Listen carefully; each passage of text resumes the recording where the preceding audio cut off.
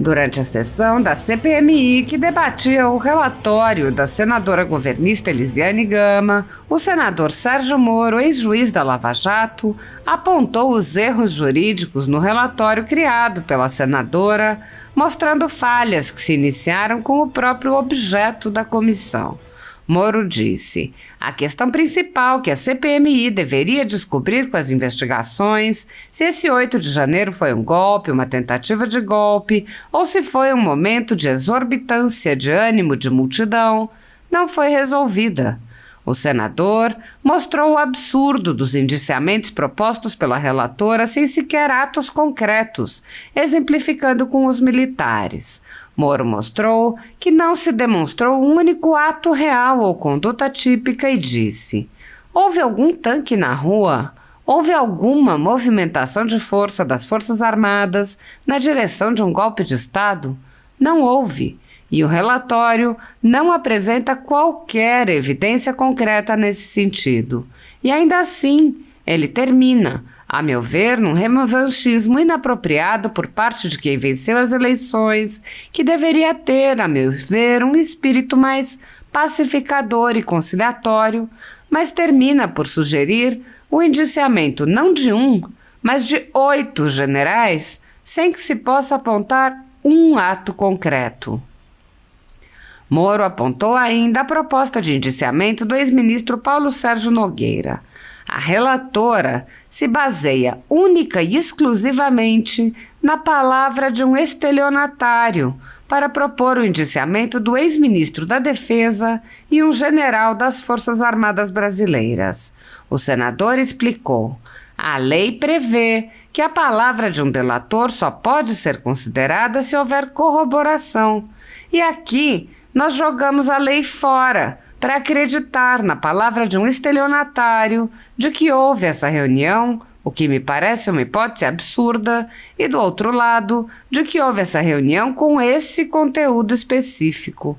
Então, com todo respeito à nossa relatora, carece um relatório no que propõe esses vários indiciamentos de uma demonstração concreta de que existem provas e de que existem evidências que as corroboram. O senador ponderou que o relatório, embora inútil juridicamente, pode ser usado politicamente. É claro que, como um instrumento retórico para fazer política, o relatório tem sua serventia. Como um instrumento jurídico e como um instrumento de reconstrução da verdade, ao relatório falta qualquer substância, em especial quando propõe uma série de indiciamentos relacionados a um golpe de Estado que não ficou evidenciado pelas provas aqui colhidas. Sérgio Moro apontou ainda o ridículo da senadora Elisiane Gama deixar de fora do relatório as autoridades que eram efetivamente responsáveis pela segurança dos prédios.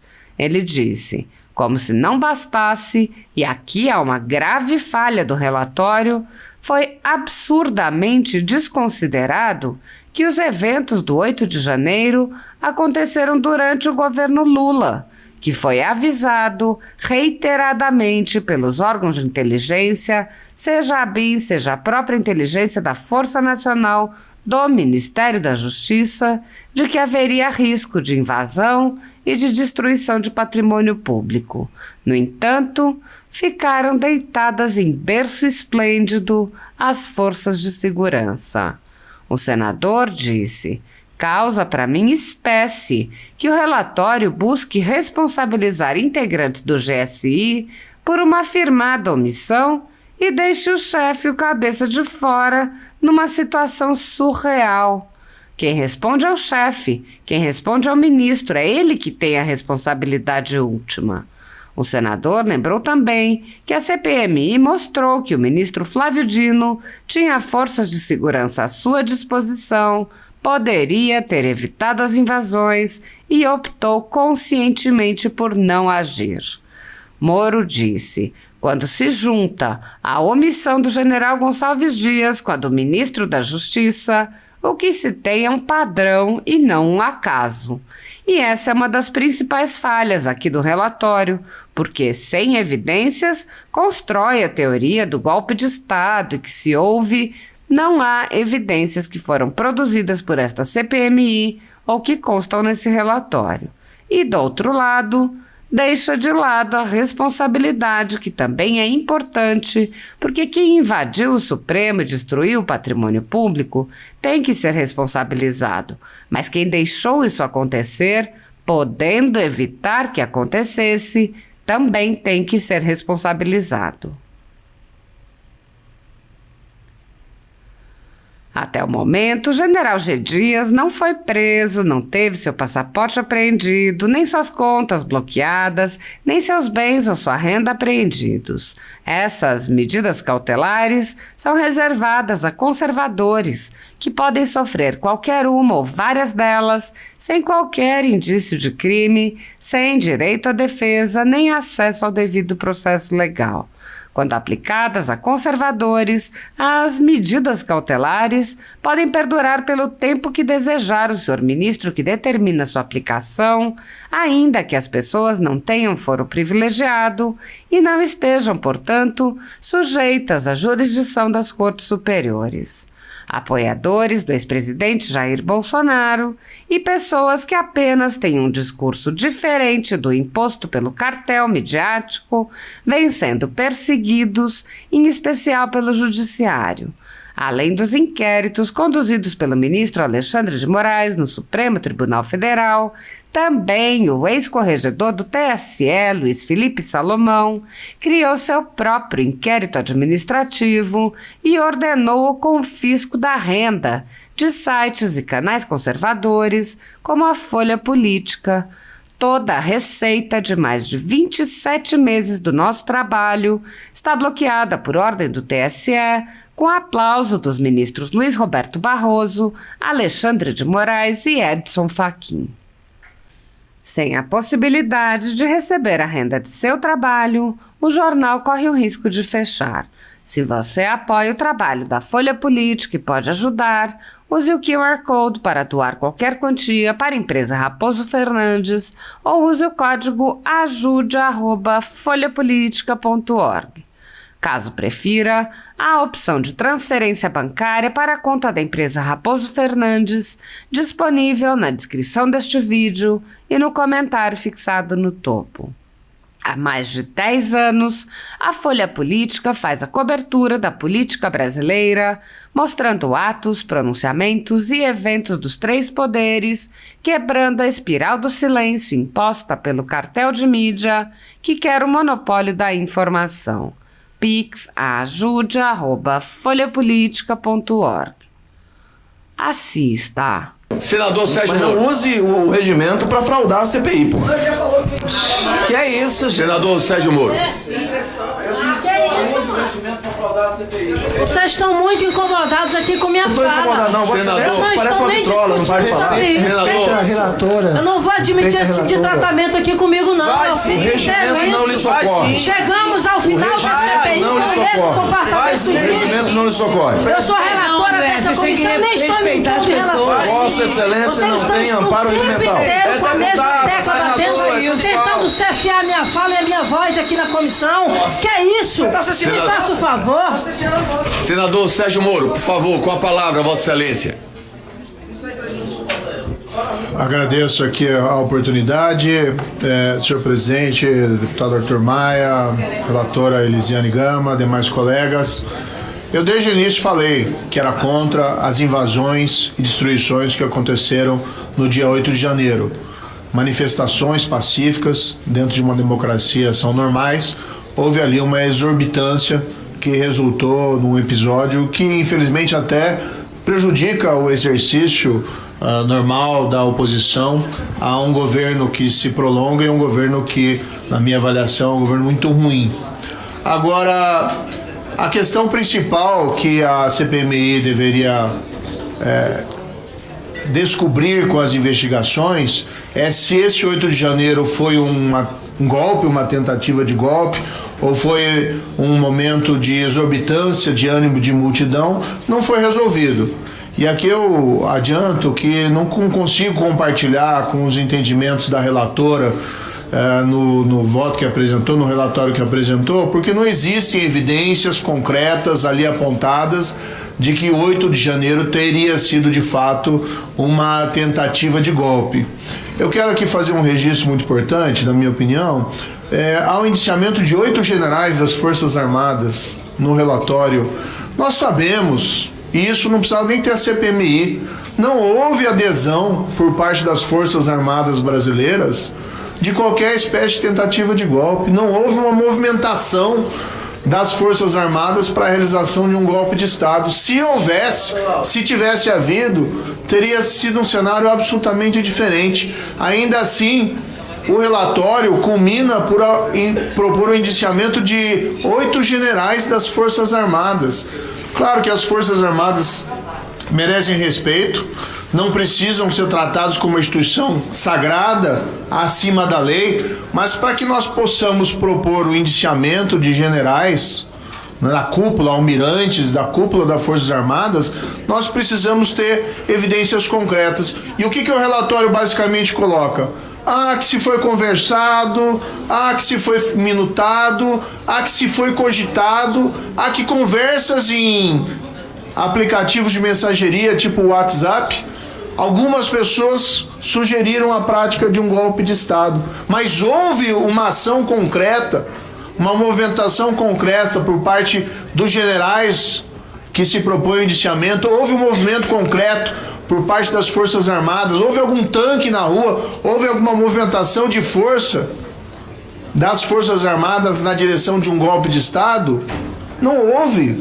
E o relatório não apresenta qualquer evidência concreta nesse sentido, e ainda assim ele termina, a meu ver, aqui num revanchismo inapropriado por parte de quem venceu as eleições, que deveria ter um espírito, a meu ver, mais pacificador e conciliatório, mas termina por sugerir o indiciamento não de 1, mas de 8 generais, sem que se possa apontar um ato concreto. E vamos colocar aqui um exemplo específico.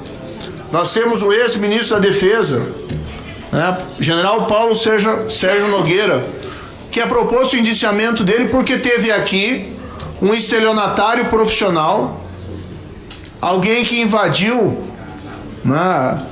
mensagens de milhares de pessoas com objetivos de fazer chantagem, de aplicar golpes, porque esse indivíduo diz que teria se reunido com o ministro da Defesa e na discussão teria se discutido a possibilidade de invadir o aparelho de mensagens do ministro Alexandre Moraes, que é muito grave se houve essa discussão e se houve qualquer tentativa.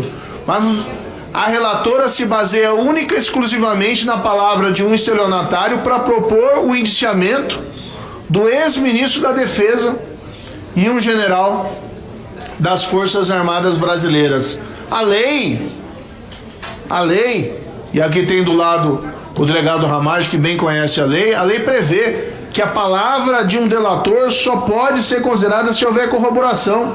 E aqui nós jogamos a lei fora, para acreditar na palavra de um estelionatário, de que houve essa reunião, que me parece uma hipótese absurda, e do outro lado que houve essa reunião com esse conteúdo específico.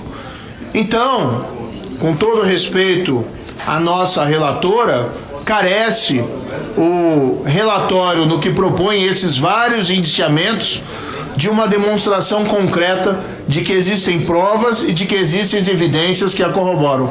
Claro que como um instrumento retórico para fazer política, o relatório tem uma serventia. Como um instrumento jurídico e como um instrumento de reconstrução da verdade, o relatório falta qualquer substância, em especial quando propõe uma série de indiciamentos relacionados a um golpe de Estado que não ficou evidenciado pelas provas aqui colhidas. Lembro até hoje, em uma discussão que tivemos aqui, baseado em mensagens de WhatsApp, de um desses generais do Exército, que a última mensagem termina afirmando: então não vai haver nada? Não vai haver nada. E de repente agora nós estamos desconsiderando esse material probatório. Como se não bastasse, e aqui há uma grave falha do relatório, foi absolutamente desconsiderado que os eventos do 8 de janeiro já aconteceram durante o governo Lula, que foi avisado reiteradamente pelos órgãos de inteligência, seja a BIM, seja a própria inteligência da Força Nacional do Ministério da Justiça, de que haveria risco de invasão e de destruição de patrimônio público. E, no entanto, ficaram deitados em berços esplêndidos as forças de segurança. O batalhão da Guarda Presidencial não foi acionado pelo ministro G. Dias, que, como chefe, tinha a responsabilidade. Causa para minha espécie que o relatório busque responsabilizar integrantes do GSI por uma afirmada omissão e deixe o chefe, o cabeça, de fora, numa situação surreal. Quem responde é o chefe, quem responde é o ministro. É ele que tem a responsabilidade última. E aqui ele foi avisado pessoalmente pelo diretor da BIM, que depois nesse recinto e disse: eu avisei o ministro G. Dias de que haveria risco de invasão e destruição de patrimônio público. E o GSI, comandado pelo Gonçalves Dias, não acionou o batalhão da Guarda Presidencial, que estava de prontidão. Do outro lado, também foi aqui revelado, mesmo com dificuldades de se colher provas, mesmo com o governo obstruindo a possibilidade de nós ouvirmos o diretor da Força Nacional, mesmo o ministro da Justiça sonegando a essa CPMI, com versões que foram se alterando com o tempo, o acesso às imagens, às câmeras do Ministério da Justiça, mesmo assim foi evidenciado que a Força Nacional produziu um relatório de inteligência falando em risco de invasão e destruição, que a Polícia Federal avisou o ministro da Justiça expressamente que haveria risco de invasão e destruição, e que a Força Nacional ficou com 4 pelotões no estacionamento do Ministério da Justiça e mais um pelotão dentro do Ministério da Justiça, absolutamente imobilizado, assistindo a invasão do Congresso, assistindo a invasão do Supremo, assistindo a invasão do Palácio do Planalto ali ao lado. E quais são as justificativas? Ah, não teve autorização do governador do Distrito Federal. Falso. A Força Nacional interveio no passado sem autorização do governador do Distrito Federal. E ainda que assim não fosse, não se vê uma casa, e aqui utilizo uma metáfora, pegando fogo, e se tem um balde da água e não se faz nada. Tinha sim o Ministério da Justiça condições de evitar que aquele mal acontecesse, e a urgência reclamava uma ação. E, no entanto, o Ministério da Justiça se omitiu completamente. Quando se junta a omissão do general Gonçalves Dias com do ministro da Justiça, o que se tem é um padrão e não um acaso.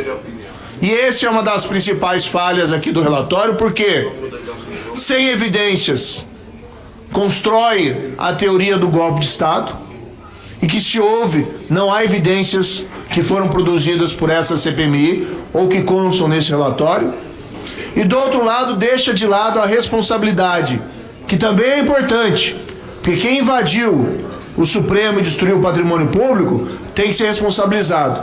Mas quem deixou isso acontecer, podendo evitar que acontecesse, também tem que ser responsabilizado. Por isso, para finalizar e concluir, presidente, eu adianto que votarei contra o relatório e vou acompanhar os relatórios apresentados pela oposição, pelo senador Isalci e capitaneado aqui também pelo deputado Ramage. Muito obrigado, senador.